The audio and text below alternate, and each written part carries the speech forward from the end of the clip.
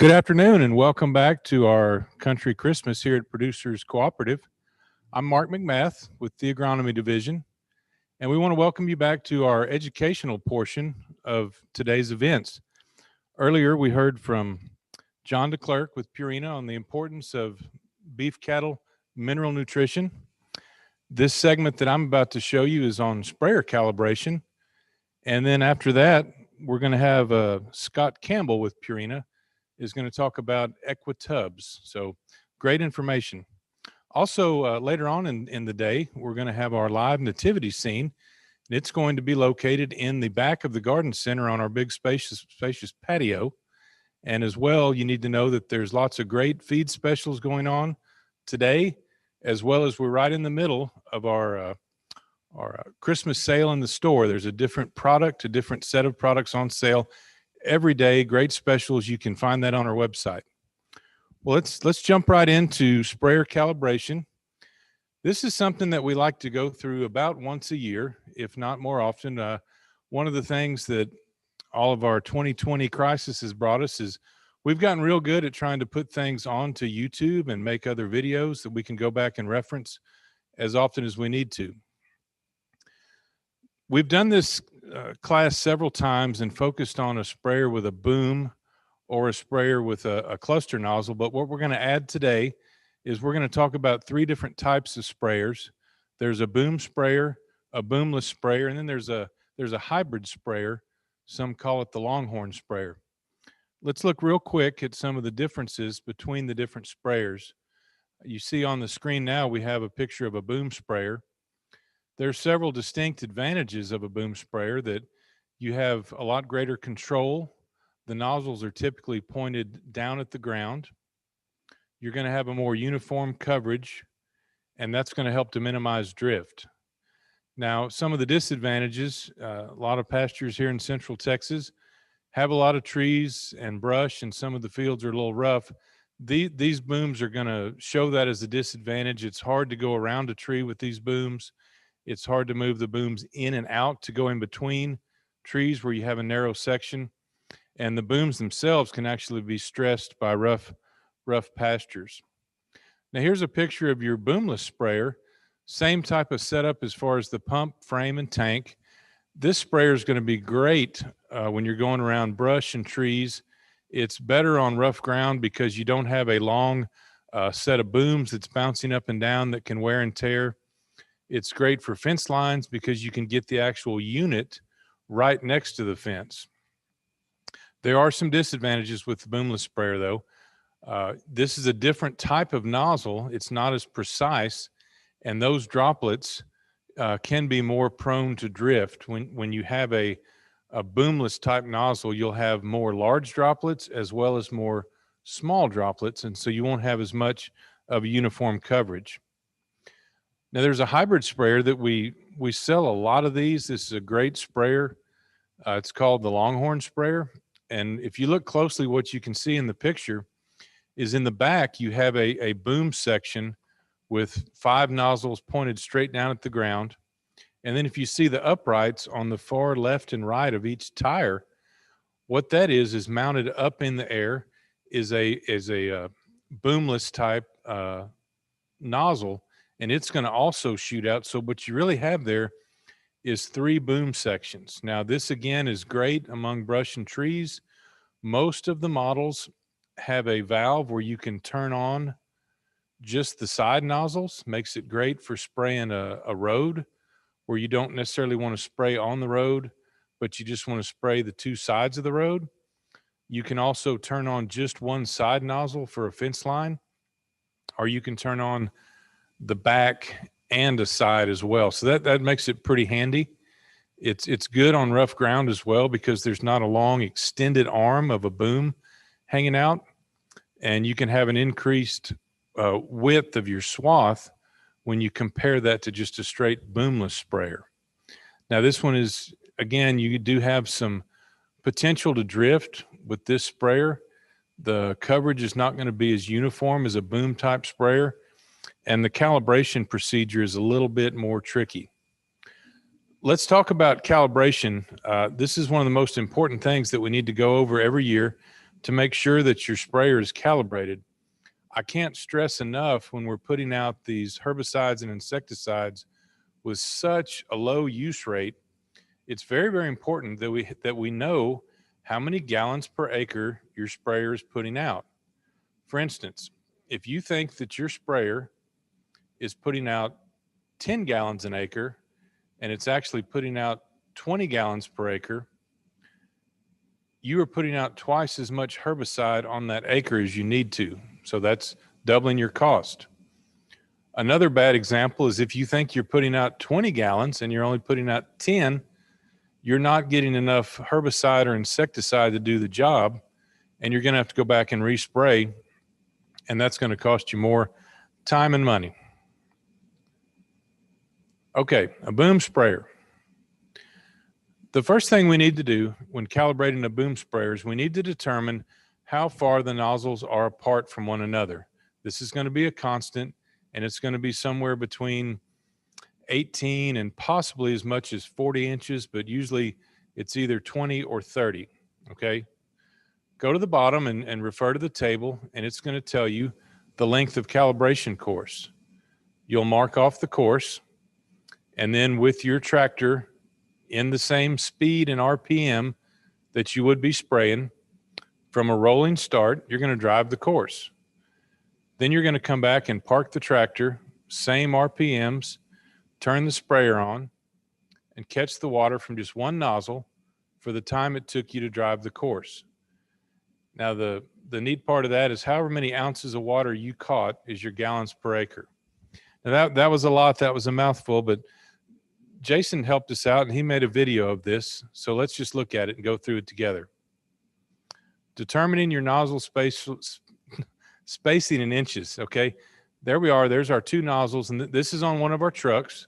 It doesn't matter that this truck is actually self-propelled versus if you have a sprayer that you're pulling behind a tractor. The two common denominators, you still have a nozzle and a pump and pressure, okay? And these nozzles are all spaced equidistant apart. So that's on 30 inches. So we go back to our chart. Those nozzles are 30 inches apart. So we need to measure off a course 136 feet. So here we go. Here's Jason. We did this out in the parking lot. Jason has his handy little wheel there. And if you know Jason, this is exactly 136 feet. It's not about, it's exactly. So here he goes. He's going to mark it off. There he goes. And he's almost to the end. It's just the other side of that truck. So he's going to get that marked off, and he's going to set his cone. And now we need to record the time required to drive this calibration course. Now we want to be in the same gear that we're going to be spraying and the same RPMs. So don't coast and don't have it in a different gear, because when you do that, that's going to determine your RPMs of the motor are going to determine the pressure of the pump. Makes a big difference. So I recruited Daniel. See, Daniel's back there in the truck, and notice he's at a rolling start. He crossed the line. He started his stopwatch, and he's going to come through to the cone. He's going to do this 3 times total, and we're going to average those times together. Here he goes again. He's shooting for about 10 miles an hour in these trucks. A lot of times we can do that. A lot of times we can't. Sometimes we have to go a little slower. So now he's done his 3 passes. We're going to average those together. And the first pass, 6.6, second, 6.5, the third, 7. So we're going to average that to 6.72 seconds, okay? Now we're going to park the truck, and same RPMs that we used to drive the course. We're going to turn on the sprayer. We're going to catch the water for 6.7 seconds. That's how long it took us to drive the calibration course that was based on the nozzles being 30 inches apart. Okay, there's a smart way to do this and a not smart way to do this. You're going to want to stand behind the boom instead of in front of the boom. So he's caught the water. We're going to catch it from several different nozzles. You can see it's all coming out each nozzle. So he's doing that for 6.7 seconds. And now what we're looking for is how many ounces of water we caught. And you can see that pitcher is a little bit uneven, but we're right at 10 ounces. So that's 10 gallons per acre. Those are some nice pictures too. I might say thank you to Daniel with Corteva. Dropped us off a bunch of pictures. So there you are. Ounces of water equals gallons per acre. Now let's look at the Boomless sprayer. Now we're going to skip over steps 1 through 5. We're still going to determine a swath width, but now instead of inches in between the nozzles, we're doing the effective swath width. And notice that at the top of your screen there, you can see the width in feet. So we're going to assume that we're back at 136 feet for our course. So we're going to catch the water for the time equal to that to require the course. And now the pints of water caught equal your gallons per acre. Okay? So here's Jason with his bag. This is how you do it. You just get a big trash bag and cover up the nozzles. Keep in mind that this isn't a fire hose. If you're catching, say you're at 10 gallons per acre, that's 10 pints. That's not even a couple gallons of water. So there's Jason has caught the water for the same amount of time it took to drive the course. And this is always one of the questions we get. Well, how are you going to measure that out? So Jason cut a hole in his bag and he took the pitchers and he's trying to fill it up. Those are 64-ounce pitchers. There's 64. That's 4 pints. He's going to fill up another one. That's another 64 ounces. That's another 4 pints. And he's got a little water left in the bag. You want to make sure you get it all out. He's going to have to stop and regroup here. Got a little bit on the end.